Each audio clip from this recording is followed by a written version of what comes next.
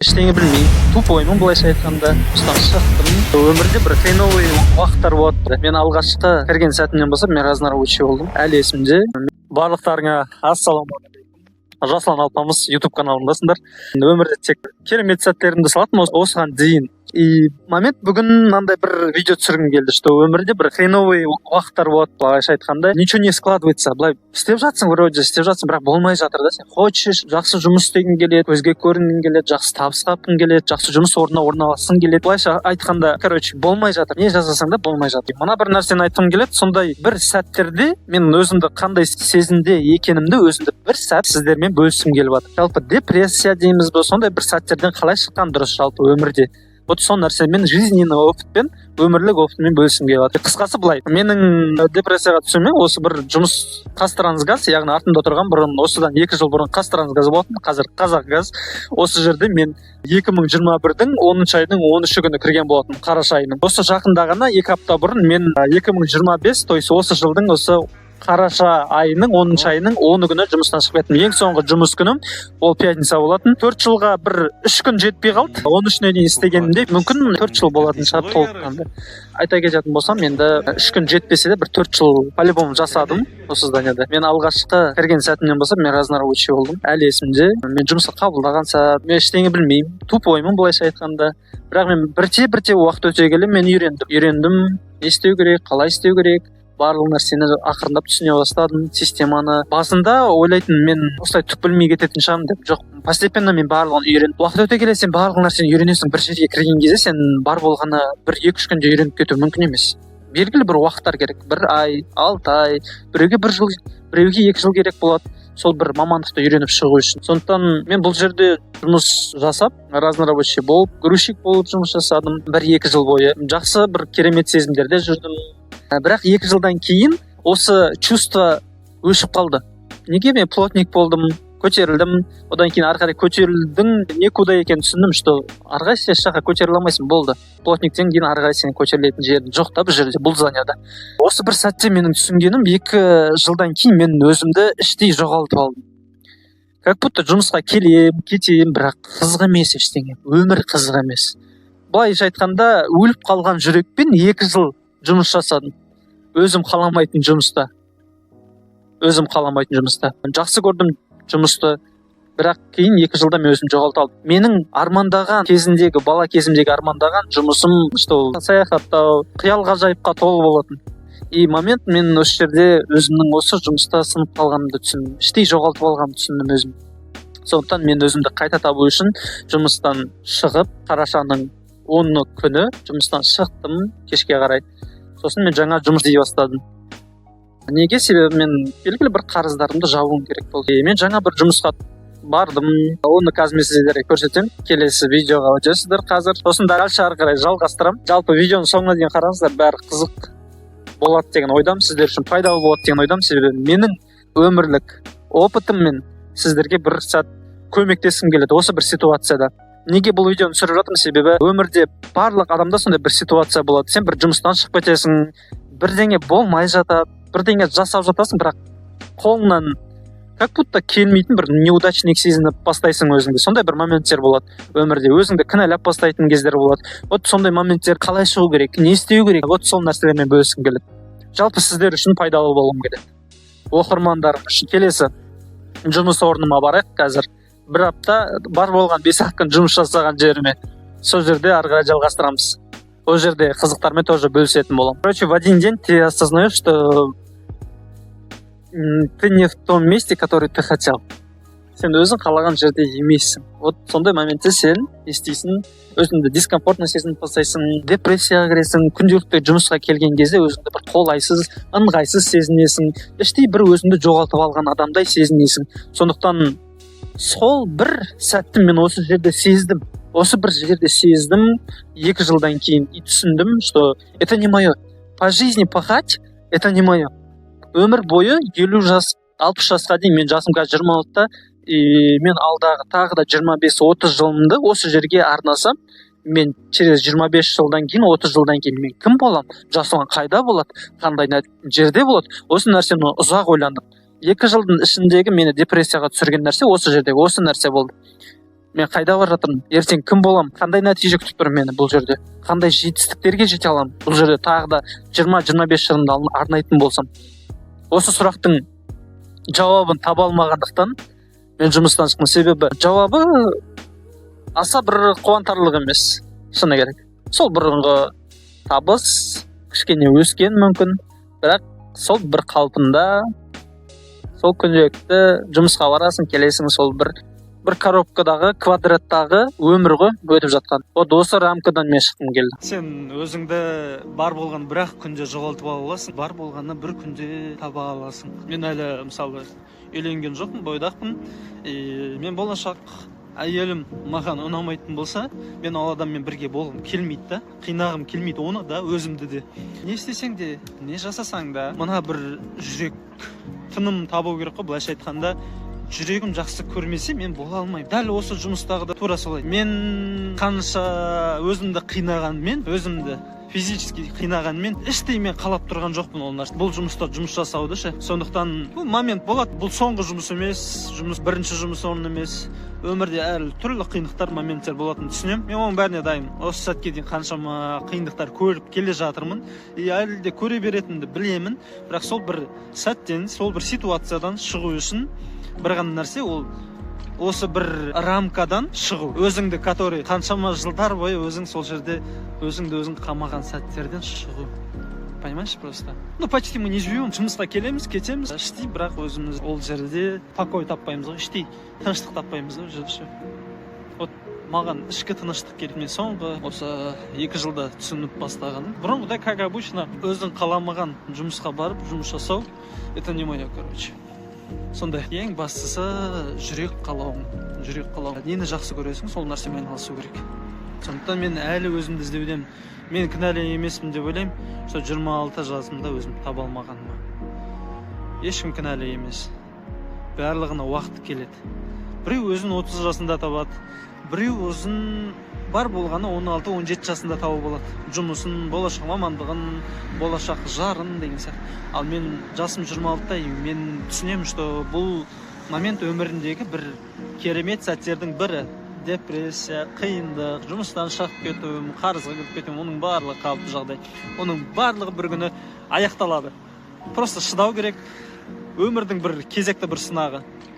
Былайша айтқанда, уақытша қиыншылықтар. Сол бәріне дайын болу керек. Всегда позитивно жүру керек. Болмай қалды ма, ничего страшного. Идем дальше. Менің кезекті жұмыс орным дедім ғой. Сол жерге келіп жатырмын қазір. Бұл жерде көп жасамадым. Ары кетсе 5 күн жасаған шығармын. Қарашаның 11-12 күні демалдым. Яғни Қазақ газынан шыққаннан кейін 2 күн мен демалдым. Суббота, воскресенье. Дүйсенбі күні мен осы жерге жұмысқа шықтым. Сығанақ жетпіс. Осы жерге кіріп 13 күні келдім. Қателеспесем 17-сіне дейін 5 күндей жұмыс жасадым. Бірақ 5 күн мен үшін өте қызықты болды.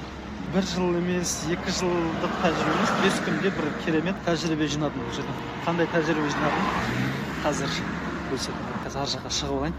Кішкене жолда келатым, ыңғайсыз болып отыр маған. Қысқасы, келесі адреске де келіп жеттім. Міне Сығанақ бизнес-центр орталығы. Бұрын білесіздер, Астананың тұрғындары болсаңыздар, билеттерді білулеріңіз керек. Бұрын бұл жер негізі Жусан банк болатын, оның алдын Цесна банк болатын. Қазір бизнес-центр Сығанақ, мекен жайы Сығанақ жетпіс. Осы жерге мен 10 күні жұмыс күнім аяқталып жұмыстан шыққаннан кейін 11-12 күні демалдым, сенбі жексенбі күні.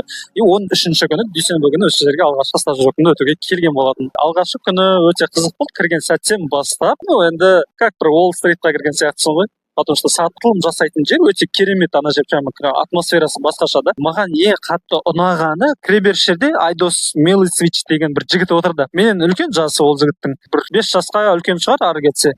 Бірақ өте керемет. Дауысы сондай жоғары және сенімді түрде сөйледі. Маған өте қатты ұнады оның сатуы. Басқаларға қарағанда сол жігіт менің көзіме өте қатты түсті. Неге білесіз? Потому что ол өзіне 100% сеніммен сөйледі. Әрбір сөзін. И және де ол өзін керемет таныстыра білді, керемет сата білді өнімді. Ол қалай? Өзінің сенімді түрде сөйлегеннің арқасында өзінің жоғарғы деңгейде сата алатынын көрсете алғанның арқасында өте бір керемет сатып жаттым. Мен көзіме бірден түсті, міне осы адамнан үлгі алу керек, маған сатуды осы адамнан үйрену керек. Все, сол сәттен бастап стажировка келдім, отырдым, үйрендім. Әлі есімде үшінші этаж 316 кабинетте уже коридорда келе жатқан кезде жаңда шумды естисің ғой, короче, гүбірлеп жатқан.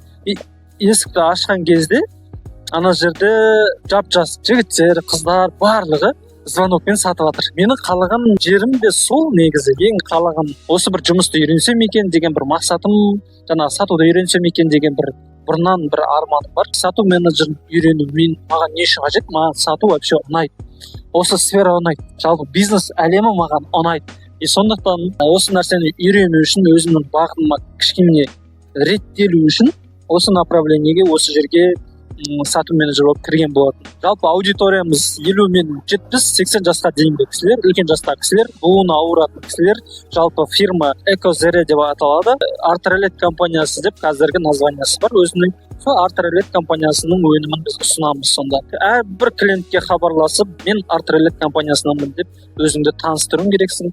Толыққанды осы Артрелет компаниясының өнімін жаңағы жарнамалау керексің ғой, былайша. Сол бұл жерде менің окладым 26-70 мың теңге болды. Бірақ мен бар болған 5-ақ күн істедім. 13 күні кірдім, қарашаның 17 күні мен соңғы күнді істеп, уже ешқандай продажа болмағандықтан мен жұмыстан шығып кеттім. Неге, не себепті бұл жерден шықтым?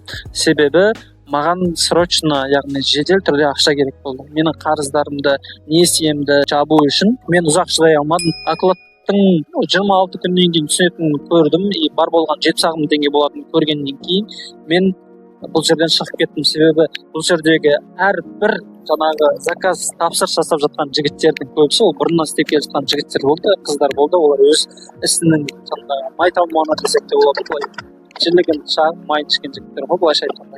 Сондай жігіттер, қыздар күшті сатып, товар апарып жасап жатыр да.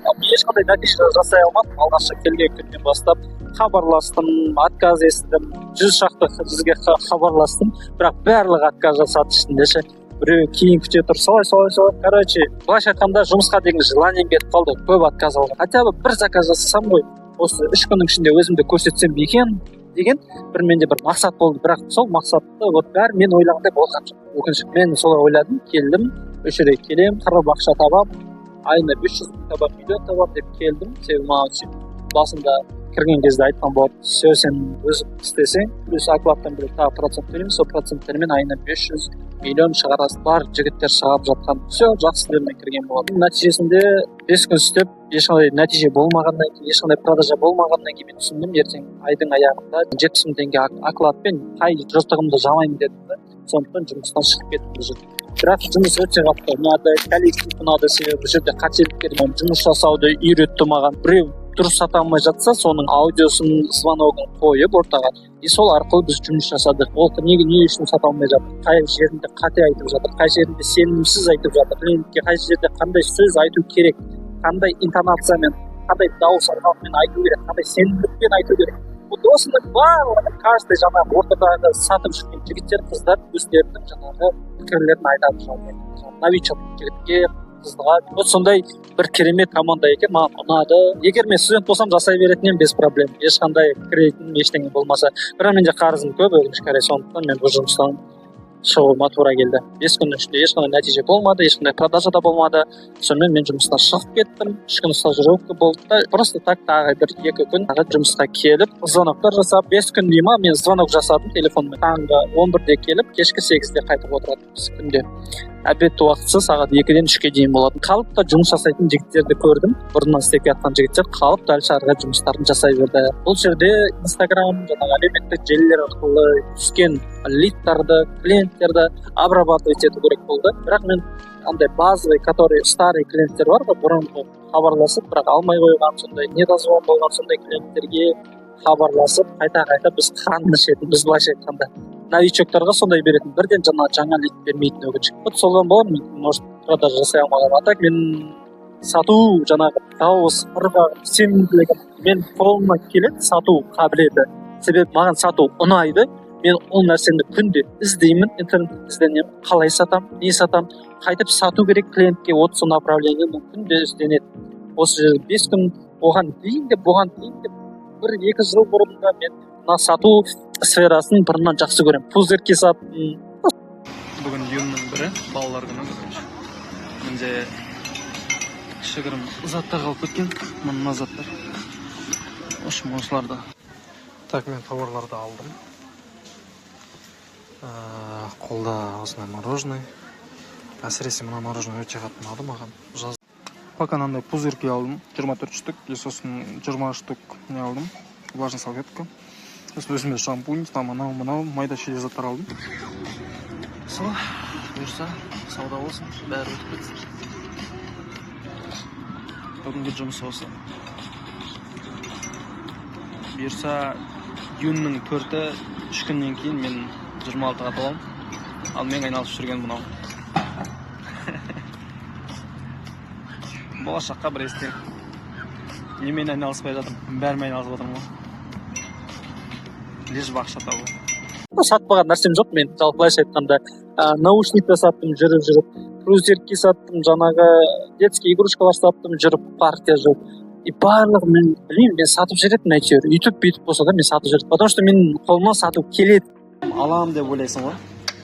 Специально болған ақша қалдырмайсың. Обязательно біреу әкеліп тастау керек алдыңа. Мә деп. Еще оң өзінде еще ойланып аласың ғой. Алайын ба, ақша жоқ деп. Алдыңа келіп тұрса ше. Ең рахатын көргеніңізде.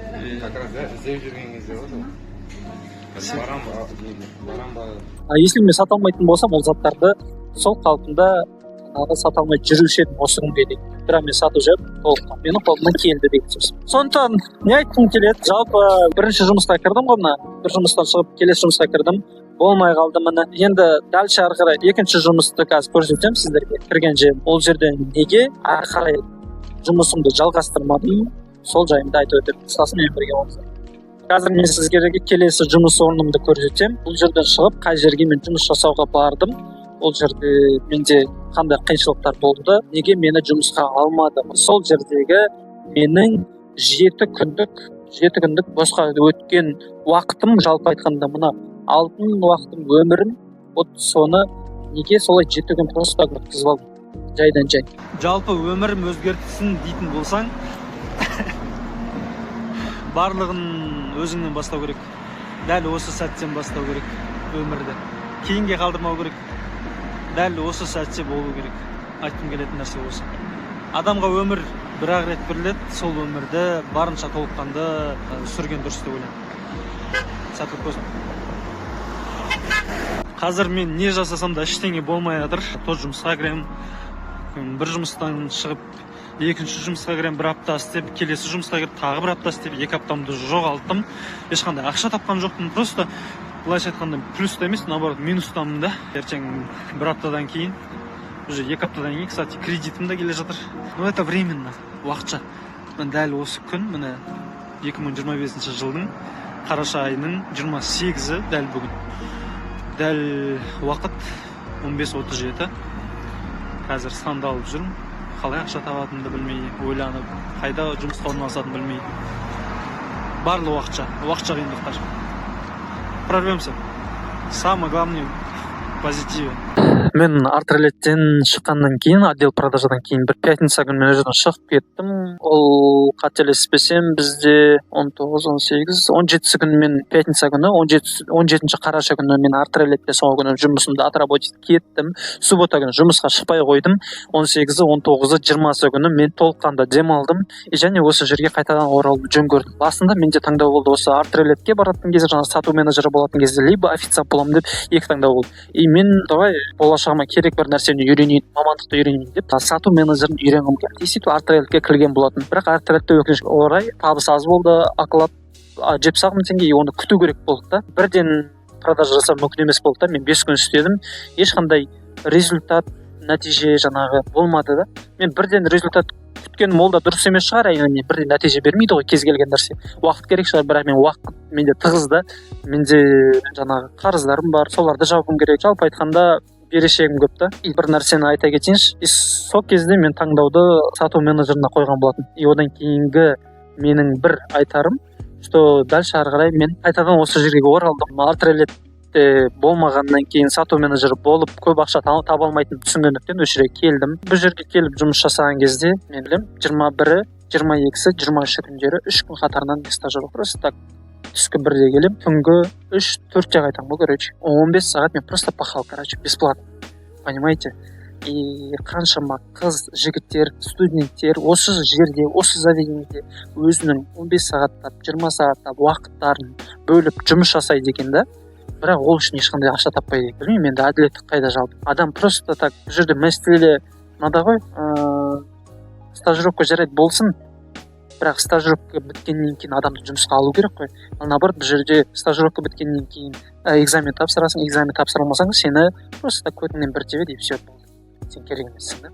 Бірақ сен просто так 3 күн уақытыңды осы жерге арнадың, уақытыңды бөлдің қаншама. Бұл жерде уақыт деген плане өмір ғой, мысалы. Просто менің өмірім өтіп жатыр да бұл жерде. Менің өмірім жатыр. Қаншама қыз жігіттердің келген, жұмыс жасайын деп келген, үмітпен келген әрбір қыз жігіттің көкірегінен итеріп жатыр да. 3 күннен кейін сен боссың, болды. Білмесең бара бер деген сияқты. Иә, жекеменшік жер шығар әрине. Бірақ кез келген жерде адамгершілік болу керек. Кез келген жерде менің айтқым келетін нәрсе, адам просто так жайдан жай жұмыс жасауға келген жоқ. Саған ақша керек болғаннан кейін, ақша тапқысы келгендіктен, өмірін өзгерткісі келгендіктен кейін сол үшін келді, понимаешь? Бірақ оны өкінішке орай ешкім сынатқан жоқ.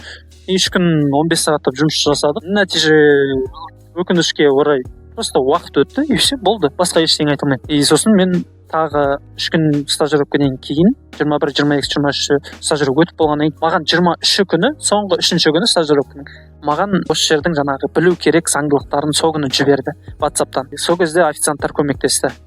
Мына нәрсені үйрену керексің, мына нәрсені білу керексің, ертең экзамен тапсырасың деп ше. Мен сол нәрселерді кеш білгеннің кесірінен 24-ші күні мен экзамен тапсыра алмайдым. Өкінішке орай меню бойынша осы жердегі жаңағы заведениедегі адамдардың жалпы основательдердің не ішеді, не жейтінін айта алмағанның кесірінен, жай әшейін аты жөнін айта алмасаң основательдің осы жердің или там директордың атын айта алмасаң, қандай должностьта екенін айта алмасаң, сен просто керек емессің бұларға.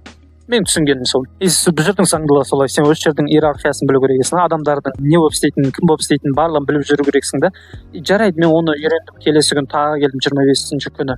Бірақ сол күнімде мен меню тапсыра алмадым, потому что меню өте үлкен. Оны 1-2-3 күннің ішінде жаттап алу мүмкін емес. Ол әр қайсысының кез келгеннің қолынан келе бермейді да. Мынандай бір үлкен ұзын менюді бір күнде жаттап шық дейді да. 1-2-3 күннің ішінде. Это же невозможно же. Қаншама түрлері бар, названиялары бар. И олардың названиялары жеңіл емес қой. Әртүрлі қиын названиялары бар. И мүмкін мен шыдамаған шығармын, жарайды. Бірақ сонда да қала бірден соғылып кеткен жоқ. Мына бір заведение бірден де соғылып кеткен жоқ та. Уақыт өте келе, белгілі бір айдан кейін, 5 ай, 1 жыл өткеннен кейін толыққанды ремонт жұмыстары аяқталды. Сол секілді кез келген нәрсені жаттап біліп үйрену үшін де кез келген нәрсені толық үйрену үшін менің айтқым келгені кез келген менюді толық жаттап шығу үшін белгілі бір уақыттар керек. Бәрібір сен оны қанша оқығанмен, сен оны бүйтіп ұстап көрмегеннен кейін, сен оны белгілі бір сәттерден кейін есіңнен шығарасың. Сондықтан мен көбіне практиканы қалайтын адаммын. Көріп, көз алдымда көріп, атын білген кезде мен оны есімде сақтаймын да. Жарайды, мен шыдай алмаған шығармын бұл жерге. Бірақ бір нәрсе айтқым келеді, просто біреудің уақытын алып керек емес деймін. Мен 3-ші күні де кеше осы жерге келген болатым. 27-сі күні сағат 3-те кел деді администратор осы жерден. Администратор деп қой, менеджер қыз. Сөйтіп мен келдім. Сөйтіп 2 сағат күттім. Бірақ ешқандай маған уақыт бөле алмады. Клиенттер көп болды, түсінемін, бірақ маған айтуға болады ғой. Жасұлан, менің қолым бос емес. Мүмкін ертең келерсің, ертең мен сені тыңдадым, сосын ары қарай көрерміз деген сияқты ше. Бірақ маған соңғы бір 3-ші шансты берген жоқ. Бүгін хабарлассам, просто кеше 2 күн тапсыра алмаған екенсіз, 3-ші күні келмей ақ қой деп айтыпты ғой сізге дейді да, короче. 2 түрлі әңгіме айтып тұр да. И поймите, просто бұл адамды қолдану ғой, қолданып тастап кету ғой, короче. Оның уақытын, оның өмірін ұрлап жатыр да. Поймите, менің өмірім тоже важно да. Ең маңызды нәрсе ол өмірде ол ақша емес. Ол уақыт, дәл бүгінгі сәт, дәл осы сәт, ол қайта ертең келмейді. Мен осыны өте қатты түсінемін. И сол бір сәтте егер мен ақша таппасам, менің өмірімнің босқа өткені ғой. Поймите, потому что қалада өмір сүру мүмкін емес. Сенің қалтаңда кішкене болса да ақшаң болу керек өмір сүру үшін. Аш қалмас үшін. Барлық айтқым келген нәрсе осы. Біреудің уақытын қадірлесе екен, бағаласа екен. бір біріміздің уақытымызды бағаласайық. Үшінші шанс берілмеді. Кеше 2,5 сағат күтіп, сонымен экзамен менюді тапсыра алмайсыз. И просто так менің 7 күн уақытым өтті осы жерде. Бір жерден бір түсінген нәрсем, сен бір жерге кірмес бұрын, сен сол жерді толық зерттеп барып кіріп, менюның барлығын жаттап алып, біліп алып, сосын барып кіріп, экзамен тапсырып, сразу орнықсаң, сол дұрыс шешім болады. Ал егер сен кіріп алып, сосын үйренем, уақыт өте келе үйренем деген нәрсе, ол просто сен өзіңді, сені қолданады біріншіден сенің уақытыңды қолданады, және екіншіден олардың саған былай пысқырғаны бар, шыны керек. Қаншама адамдар очередьте тұрды, официант болуға. Қаншама сотрудниктер жұмыс жасауға дайын тұрды, сенен де басқа. Сен конкуренцияң былайша айтқанда көп қой сен. Қысқасы солай, сен болмасаң басқа біреуді таңдайды. Өмір сондай. Сен өзің атылып, жұлқынып, тылтылдап тұрмасаң, саған ешкім қарамайды бұл жерде. Бұл өмірдің заңдылығы. Осы қалада жүріп түсініп жатқан нәрсем, сен өзің қаламасаң, өзің тырмыспасаң, өзің ұмтылмасаң, ештеңе жете алмайсың. Еш жерде сені алмайды да, қарамайды да, саған пысқырып. Сондықтан өзіңмен жұмыс жаса, білуге, тезірек үйренуге тырыс, керек навыктарды әсіресе. Сен қаласаң да, қаламасаң да, өмір ол таңдауда. Менің бұл жерге келгенім ол менің таңдауымда. Бірақ кез келген бір таңдаудың шешімін жасар бұрын әбден ойлану керек. Мен ертең бұл жерге кірсем, қанша 5 жылдан кейін қай жерде болам, қандай жетістікке жетем, қандай навыкты үйренем. Вот сол нәрселерге өте қатты мән беру керек. Просто так ақша табу емес, белгілі бір навыкты, қабілеттерді үйрену кез келген жұмыста. Жауапкершілік, тұрақтылық, еңбекқорлық, просто лидер болу. Айта берсем өте көп. Кез келген жұмыста осы нәрселерді үйренуге болады. Ең бастысы өзіңе жауапкершілікті толыққанды алу керек. Расымен бұндай сынақтарға толы өмірді мен қалап алған жоқ. Кез келген адамның өмірі сынақтардан тұрады. Сол сынақты жеңу керексің болды. Тек бір ғана жол бар, ол бір ғана жол. Осындай тар жолмен сен өту керексің. Барлығы кездеседі. Қиындықтар, түрлі қиындықтарды басыңа. Өмірде жалғыз-ақ жол бар.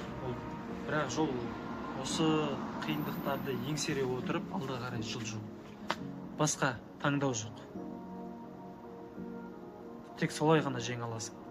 Қысқасы, кез келген жерде көтерілем деген адамға мүмкіндік бар. Бастысы өзіңе немесе.